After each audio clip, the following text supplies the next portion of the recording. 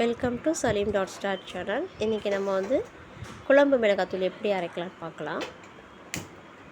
நம்ம ஒரு பேன் அடுப்பில் வச்சுக்கலாம். சிம்மில் வச்சுக்கோங்க, ரொம்ப ஹீட்டாக வேண்டாம். நம்ம மழை காலங்களில் இந்த மெத்தடில் நம்ம ட்ரை பண்ணலாம். ஏன்னா வெயில் இருக்காது இல்லையா, அது காய வைக்க. நம்ம ஒரு 3/4 கிலோ தனியா எடுத்துருக்கோம். அந்த தனியாவை நம்ம கொஞ்சம் லேசாக சூடு பண்ணிக்கலாம், ஈரம் பதம் போகிற மாதிரி. பிஞ்சிடாமல் பார்த்துக்கோங்க.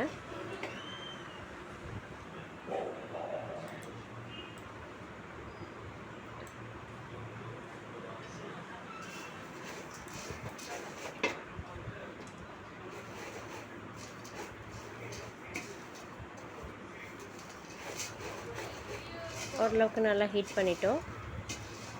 இப்போ காஞ்ச மிளகாவையும் நம்ம இதே மாதிரி பண்ணி எடுத்துக்கலாம். மிளகா 1 கிலோ எடுத்துருக்கோம். நம்ம இது கூட அடுத்து என்னென்ன மசாலா தேவைன்னு பார்த்துக்கலாம். வெந்தயம் ஒரு 2 டீஸ்பூன், கடுகு 2 டீஸ்பூன், உளுந்து, சிறுபருப்பு, கடலைப்பருப்பு, துவரம்பருப்பு, இது எல்லாமே நான் ஒரு கைப்பிடி அளவு எடுத்திருக்கேன். மிளகு மட்டும் 100 கிராம் எடுத்திருக்கேன். மிளகு சீரகம் 100 கிராம் எடுத்திருக்கோம். இதில் வெந்தயமும் கடுகும் 2 டீஸ்பூன் போட்டால் போதும், ஏன்னா கசப்பு தன்மை வந்துடும்.